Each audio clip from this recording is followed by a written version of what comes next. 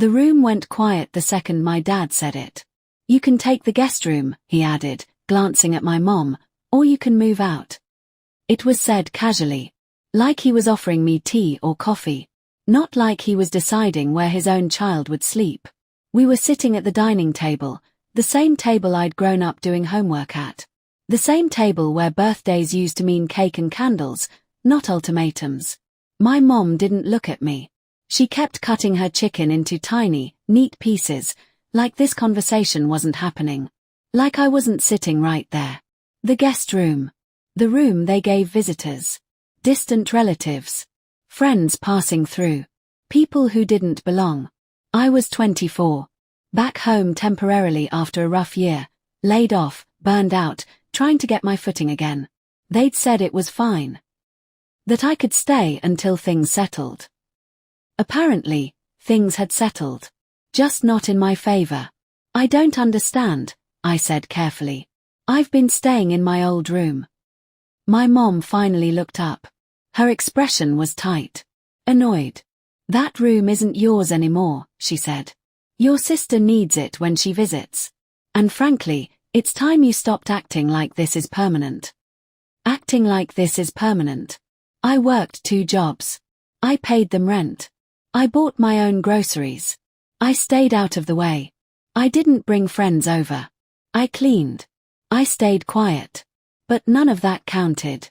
My sister, who lived 3 hours away, visited once every few months, and still had her childhood photos on the walls, needed the room more than I did. Dad cleared his throat. "You're not a kid anymore. Adults don't live with their parents." I almost laughed at the irony. My sister was 30 and still had a key. Still showed up unannounced. Still borrowed money. But she wasn't the problem. I was. I looked around the table. The chipped plates.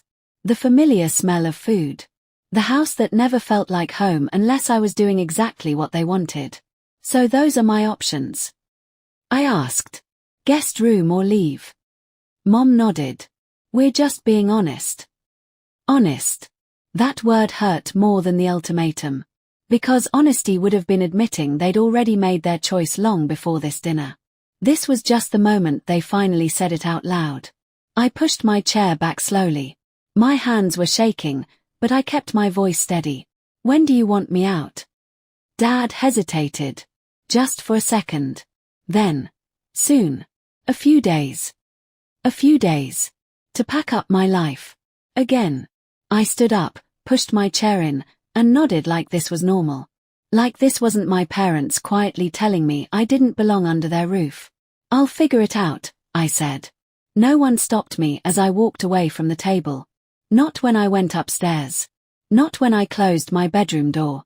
Not when I sat on the bed and stared at the walls that no longer felt like mine. That night, I lay awake listening to the house settle. Every creak sounded like a countdown. Guest room or move out. They thought those were my only choices. They had no idea what I was about to choose. I didn't sleep much that night. Every time I closed my eyes, I heard my dad's voice again. "You can take the guest room. Or move out." Like I was a suitcase they could store away or throw out. By morning, I'd made my decision. I wasn't moving into the guest room. That room wasn't a compromise. It was a message. "You're temporary. You're tolerated. You don't belong." I went downstairs early, before anyone else was awake. Made coffee. Cleaned the kitchen. Muscle memory. Years of trying to prove I deserved space in a house I'd grown up in. My mom came in while I was wiping the counter. "So," she said, not meeting my eyes. "Have you thought about it?" I nodded. "Yes." Her shoulders relaxed. "Good. The guest room is all ready." "I'm moving out." She stopped mid-sentence. "What?" she asked, like she'd misheard. "I'll be out within the week," I said calmly. "Probably sooner." She frowned. "You don't need to be dramatic. We're offering you a room." "You're offering me less," I replied. "And calling it generosity." Dad came in then, coffee mug in hand. He listened silently as my mom explained, adding little comments about me being sensitive and misunderstanding their intentions. Dad finally said, Where are you even going to go? That was the thing. I didn't fully know yet. But for the first time in a long time, the uncertainty felt better than staying. I'll figure it out, I said. They exchanged a look, the kind parents give when they think their child is making a mistake and will come crawling back. I packed that day. Not loudly. Not angrily. Just quietly, piece by piece. Clothes into boxes. Books into bags. Old memories I didn't bother taking photos of. My sister's childhood trophies stayed on the shelf in my old room. No one suggested moving them. On the third day, my mom stood in the doorway watching me pack. You know, she said, most people would be grateful we're letting them stay. I looked at her. Really looked at her. Most parents wouldn't make their kid feel like a burden. She scoffed. You're twisting things. Maybe. Or maybe this was just the first time I wasn't twisting myself to fit. That night, I slept on the floor surrounded by boxes. I'd already given the bed back to the house. The next morning, I loaded my car. Dad watched from the porch. Arms crossed. No goodbye hug. No call us when you get there. Just silence. As I pulled away, I waited for the familiar guilt to hit. The panic. The urge to turn back and apologize for existing. It never came. Instead, there was relief. I moved into a tiny studio across town. Bare walls. Cheap furniture. A mattress on the floor. But it was mine. No guest room. No conditions. No quiet reminders that I didn't belong. Weeks passed. Then months. They didn't call much. When they did, it was surface level. Weather. Work. Nothing real. And I noticed something strange. The farther I got from that house, the easier it became to breathe. What they didn't realize was this. They hadn't pushed me into independence. They'd pushed me into freedom. And I was done trying to earn a place I should have had all along. They didn't notice at first. That was the part that hurt more than I expected. Not anger, not shouting, just how easy it was for them to keep living without me in the background.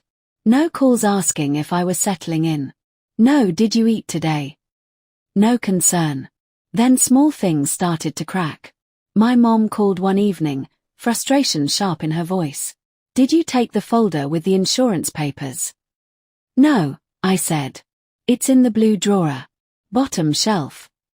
A pause. Oh. She hadn't even known where it was. A week later, my dad texted asking how to log into the streaming account. Then another about the Wi-Fi router. Then one more about a bill he didn't understand. I answered politely. Briefly. Like a guest. And that's when it shifted. They didn't miss me. They missed what I did. The silent fixing. The remembering. The emotional cushioning. One Sunday, my mom finally said it. The house feels different. I smiled, even though she couldn't see it. Yeah, it does. She hesitated. You could come over for dinner sometime. Use your old room. My old room. Not your room. Not your home. I'm busy, I said. And for once, it wasn't a lie. Life had filled in the empty spaces faster than I imagined. Friends who noticed when I was quiet. A job that didn't treat me like an inconvenience. Even silence felt kinder. A month later, my sister called. They're saying you've changed, she said. That you're distant. I am, I replied. Distance changes things. She laughed awkwardly. You'll get over it. No, I said softly. I got through it. The final moment came on a random Tuesday. My dad called. His voice was different, less firm, less certain. Your mom's been upset, he said. She thinks maybe we were too harsh. Maybe. I waited. Well, he asked. Don't you want to talk about it? I did. But not the way he expected. I've built a life where I don't feel like I'm asking permission to exist, I said. I'm not giving that up. Silence stretched between us. I hope you're happy, he finally said. I am, I replied. And meant it. They never apologized outright. Not really. But they stopped offering the guest room. They stopped making demands. And for the first time, They spoke to me like someone who could leave and stay gone. Because I had. Not out of anger. But out of self-respect. Sometimes the bravest thing you can do isn't fighting to stay. It's walking away and choosing yourself.